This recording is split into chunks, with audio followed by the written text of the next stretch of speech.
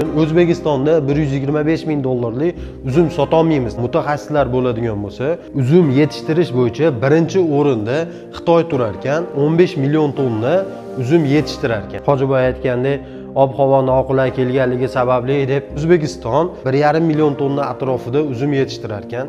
Ba'zida 30, 40, 50% gacha hosildan quruq qolamiz. Ba'zida bo'lsa 100% gacha hosilimiz o'sha nobud bo'lishiga olib kelyapti. Bu degani 1 yillik hosildan oladiganingiz 14 ming dollarlik mahsulot sotasiz. O'zbekistonda yildan yilga hosildorchiligimiz pasayib ketyapti.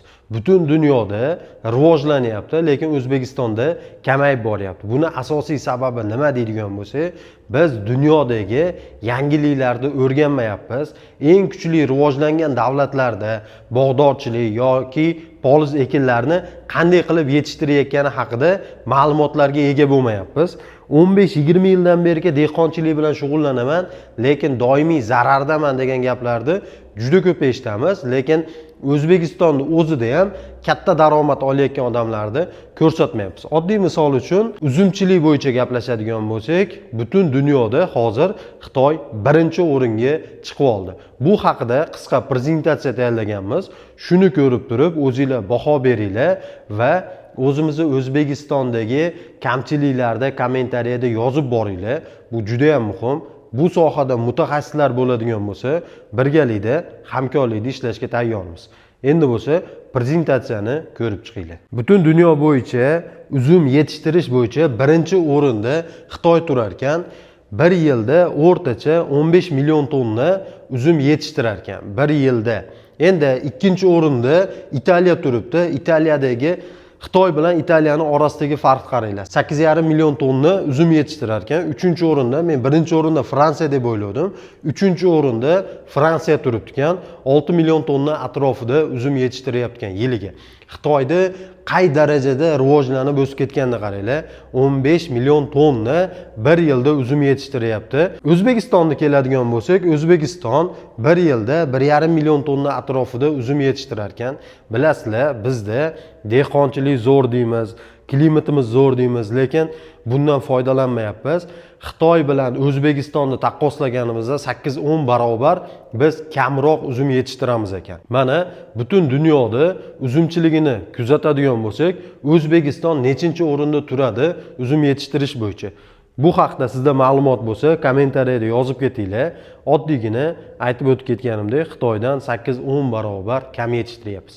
Oxirgi yillarda mana Xitoyga bordim, ko'ryapman, bog'dorchilikda shunaqa zo'r qilib issiqxonaning ichiga olib kirib ketishgan, qoyil qoldim. Hozir sizlarga issiqxona bilan ochiq maydonda uzum yetishtirishdagi risklarni sanab o'tib ketaman. O'zingizlarda yana qo'shimcha bo'ladigan bo'lsa, bemalol aytishinglar mumkin. Mana misol uchun ochiq maydonda uzum yetishtiradigan bo'lsak, 1 gektarni misol qilib aytaman. Birinchi navbatda keskin sovuq va klimat o'zgarishi bo'ladi. Bilyapsizlar, har yili kuzatilmaydi. 4 yil, 5 yilda bitta qattiq sovuq bo'lyapti. Juda ko'plab mevali ko'chatlarimizni sovug'irib o'tib ketyapti. Agar bu yil ko'chat ekadigan bo'lsangiz, 3 yilda endi tayyor bo'lgan paytida sovug'irib o'tib ketsa, 3 yillik ko'chatingiz uje nobud degani, uje hafsalasi sovib ketyapti juda ko'p dehqonlar. Ikkinchisi, bahorda sovuq qaytishi bo'lyapti. Bahorda rasa mevalarimiz gullagan paytida kuchli shamol yoki yomg'ir kelyapti-da, shu bilan gullar to'kilib ketyapti. Ba'zida 30, 40, 50% gacha hosildan quruq qolamiz. Ba'zida bo'lsa 100% gacha hosilimiz uje nobud bo'lishiga olib kelyapti.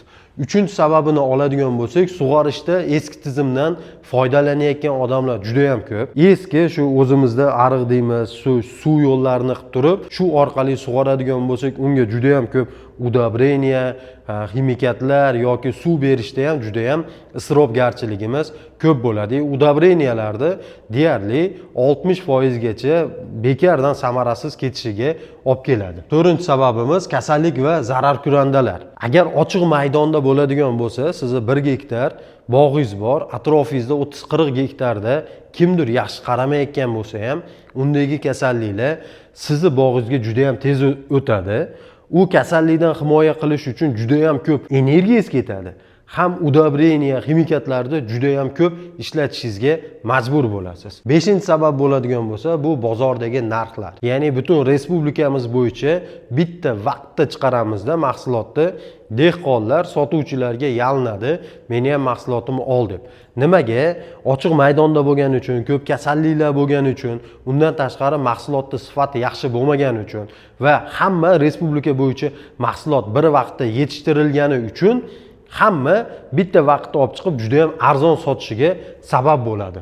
Eng asosiy sabablardan yana bittasi bu hosilda yilda qancha olishni bilmaysiz. O'rtacha 1 gektar uzum bog'ingiz bo'ladigan bo'lsa, 15-20 tonna mahsulot olaman deb planlashtirayotgan bo'lsangiz, u yoqaligi Hojiboy aytgandek, ob-havo noqulay kelganligi sababli deb uje to'ngab ketaveramiz. Shunaqa bo'lib qoladi, ob-havodan himoya qilishni o'ylamaymiz. Va oxirgi sabablari uje 40-60% gacha sifatsiz mahsulot bo'ladi. Ya'ni birinchi, ikkinchi, uchinchi sort deydigan bo'lsa, 40-60% ikkinchi, uchinchi sort bo'ladi. Birinchi sortingiz 40% gacha maksimum olishingiz mumkin bo'ladi ochiq maydondan. Shira tushishi, undan tashqari har xil kasalliklar tushishini orqali haligi kalibrida muammo bo'lib qoladi, mahsulot sifatida muammo bo'lib qoladi. Shularni hisobiga eksport bo'lib mahsulot ham juda ham kam chiqadi. Agarda issiqxonada yetishtiradigan bo'lsak, 1 gektar uzum bog'ni hisobida olyapmiz. Birinchisi iqlimni nazorat qila olamiz. Agarda sizni ko'chatingiz bo'lsa, qo'rqmasdan o'tira olasiz, sovuq urib ketmaydi deb. Ikkinchisi, misol uchun bahorda sovuq, yomg'ir, shamol keladigan bo'lsa ham himoya qila olasiz. Haligi juda ham mehnat qildingiz, kuzda oziqa berdingiz, bahorda oziqa berdingiz, unga anchagina mehnatingiz ketadi. Uni qayta ko'tarish, tarashlar, hammasini hisobga olsa, yaxshigina mehnatingiz ketadi. Ularni agar bittada hosilingizni, ya'ni gullagan paytida gulini sovuq urib ketsa, 1 yillik sizni qilgan mehnatingiz ham yo'q bo'ladi, bu yoqda daromadingiz ham yo'q bo'ladi. Shu narsani bahordagi sovuqlardan himoya qila olasiz. Sug'orish tizimida ham eng maza qiladigani, agar bargdan oziqlantiradigan bo'lsangiz ham anchagina qulay. Undan tashqari tomchilab sug'orish qiladigan bo'lsangiz ham juda ham qulay bo'ladi. Udobreniyani to'g'ridan to'g'ri o'zini ildiziga berishingiz mumkin bo'ladi. Bu sizga ham mehnatingizni kamaytiradi, ham beradigan udobreniyingizni effektini anchagina ko'tarib beradi. Keyingi sabablardan biri kasallikni oson nazorat qilasiz. Aytganimdek, juda ham ko'p bu haqida videolar qo'yganmiz. Shu videoda tagiga kirib ko'radigan bo'lsangiz, Koreyada qurib bergan issiqxonalarimiz, remont qilgan issiqxonalarimiz, shu uzum bog' uchun qilib bergan issiqxonalarimizni ham pastda silkalarni qo'yib qo'yamiz, kirib ko'rsangiz bo'ladi. Juda ham qulay. Shuni oson nazorat qilasiz kasalliklarni. Misol uchun tashqaridan kiradigan qushlarni, arilarni, har xil hasharotlarni juda ham osongina himoya qilish imkoniyatini beradi issiqxonada yetishtirish. Erta mahsulotni yetishtirishingiz nimaga olib keladi?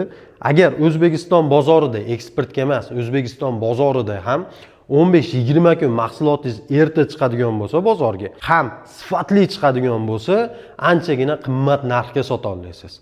Ba'zida 3, 4, 5 dollargacha kilogramida qimmat sotishingiz mumkin erta chiqarish hisobiga. Undan tashqari, misol uchun ochiq maydonga o'rtacha 1,5 ming, 2 ming ko'chat ekadigan bo'lsangiz, teplitsaning ichiga intensiv shaklda 3,5 ming, 4 minggacha ko'chat ekishingiz mumkin bo'ladi. Bu bo'lsa sizga avtomatik sifatli hamda ko'proq hosil olishga olib keladi. Va dunyoda tajribasidan kelib chiqib aytyapmiz, agar siz issiqxonada shu barcha qulayliklar bilan o'zingiz yaxshi mehnat qiladigan bo'lsangiz, bemalol 70-85% gacha sifatli eksportbop mahsulotni yetishtirishingiz mumkin bo'ladi. Ikkisida ham xulosani qaraydigan bo'lsak, birinchisida ochiq maydonda uzum yetishtirishdagi kamchiliklar. To'g'ri, boshidagi sarmoya, investitsiya kamroq bo'ladi, lekin risk juda ham yuqori. Hosil olishingizda, ko'chatni yo'qotib qo'ymasligingizda risk juda ham yuqori bo'ladi. Hosil beqaror bo'ladi, ya'ni aytganimdek, faqat ob-havoda qanday kelishiga qarab turib hosilingiz ko'proq yoki ozroq bo'lishingiz mumkin. Narxni boshqarish bo'lsa, umuman sizga bog'liq bo'lmay qoladi. To'g'ri, narxni boshqarish ko'p omillarga sabab bo'ladi, lekin bu eng katta omillardan biri. Bu yerda bo'lsa nazorat juda ham qulay issiqxonaning ichida.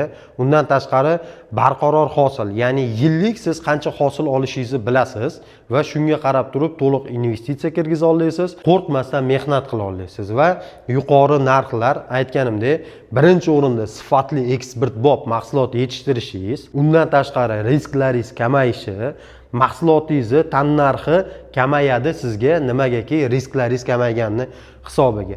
Eksportbop juda ham yuqori mahsulotlar chiqara olasiz. Juda ko'p eksportyorlar bilan gaplashganimizda shu narsani aytadiki, sifatli mahsulot topishga qiynalamiz deydi. Riskingiz anchagina kam bo'ladi. Endi men shu sohani bir nechta mutaxassislari bilan suhbatlashib, undan tashqari shu jahonda tajribasidan kelib chiqib turib, sizlarga O'zbekiston sharoitida qanday tizim bo'lyapti. Misol uchun 1 gektar ochiq maydonga o'rtacha 2000 ta ko'chat eksangiz bo'lar ekan. 2000 ta ko'chatdan 6-8 kilogrammgacha hosil olasiz. To'g'ri, bu necha yillik ko'chatligiga ham bog'liq. Biz o'rtachasini hisobga olib turib, bu yerda chiqaryapmiz. Va o'rtacha hosil oladigan bo'lsangiz, umumiy 14 tonna atrofida hosil olasiz. Hamma bilan teng mahsulot chiqaradigan bo'lsangiz, 60 sentdan 1,5 dollargacha sotishingiz mumkin. Bu degani 1 yillik hosildan oladiganingiz 14 ming dollarlik mahsulot sotasiz. Bu yerda xarajatlari albatta ichida yotibdi. Uni to'liq chiqarganmiz, ya'ni bitta videoga sig'dira olmaymiz. Shunga aytyapman, bu sohani hozirgi paytda shug'ullanib kelayotganlar va mutaxassis kuchli agronomlar bo'ladigan bo'lsa, biz doim tayyormiz birgalikda ma'lumot berishga va birgalikda ishlashga. Endi issiqxonani ichida yetishtiradigan bo'lsangiz, 3,5 mingtadan 5 mingtagacha deyilgan, 5 mingtagacha ko'chat eksa bo'ladi. Biz mana minimum 3,5 mingtani hisobga olsak ham, agarda o'rtacha 8 kilodan 12 kilogacha hosil olishingiz mumkin bo'ladi. Buni sifati ham anchagina yuqori bo'ladi. Shunda 35 tonna mahsulot olasiz. 35 tonnani ham sifati, ham ertaroq chiqarishingizni hisobiga bemalol mahsulotni 2 dollardan 5 dollargacha sotib, sredniy sotganingizda ham 125 ming dollarlik mahsulot sotsangiz bo'ladi. Juda ko'pchilik aytishi mumkin, negativ yozishi mumkin, O'zbekistonda 125 ming dollarlik uzum sota olmaymiz deb. Yaqinda Instagramda ko'ryapman, odamlar ustiga salafon yopib, har xil materiallar yopib, qish kunida kechiktiryapti uzumni olishdi. Buni yo'lni qilish bo'ldi, butun dunyoda bo'ldi. Ya'ni aytganimdek, Xitoy birinchi o'rinda turibdi, Izrailda yuribdi. Bunaqa texnologiyalar juda ham ko'p rivojlangan. Xohlasangiz uzumingizni ertaroq chiqarish, xohlasangiz kechiktirish yo'llari bor. Bemalol bu narsani O'zbekistonda ham joriy qilsak bo'ladi. Oddiy misol, 1 gektardan shu yerda ham qaraydigan bo'lsanglar, 110 ming dollargacha farq qilyapti ochiq maydon bilan yopiq maydonda uzum yetishtirishda. Bunaqa tajribalar hozirgi paytda juda ham ko'p. Butun dunyoda buni oddiy o'zimiz borib, ko'rib yoki internet orqali ham o'rgansak bo'ladi. Agar sizlarga qiziq bo'ladigan bo'lsa, albatta ofisimizga kelinglar, bizga murojaat qilinglar. Birgalikda O'zbekistonda shu qishloq xo'jaligini ham birgalikda rivojlantiraylik. Juda ko'p mahsulotlarimizni eksportga chiqarsak bo'ladi. Biz eng zo'r mahsulot chiqaryapmiz, eng shirin mahsulot chiqaryapmiz deb ishonib qolib ketmaylik. Juda ham ko'p dunyoda yangilik qilayotganlar. Bizga nisbatan 10, 30, 50 barobar kuchayib ketgan davlatlar ko'p bo'lyapti. Ularda tajribasini o'rganib, o'zimizda joriy qiladigan bo'lsak, qishloq xo'jaligidan katta daromad olsak bo'ladi. Faqatgina bu sohaga haqiqatdan qiziqib, shu sohani ustalari bo'ladigan bo'lsa bo'ldi.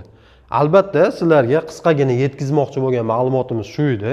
Xudo xolasa bu sohani O'zbekistondagi hamda chet eldagi kuchli tajribali mutaxassislar bilan birgalikda yana videolar qilib sizlarga yetkazib borishga harakat qilamiz. Agar video foydali bo'lgan bo'lsa, albatta bu videoni do'stlaringizga va bog'dorchilik bilan shug'ullanadigan agro tadbirkorlarga yuborib qo'ysanglar, biz ham xursand bo'lamiz. Sog' bo'linglar.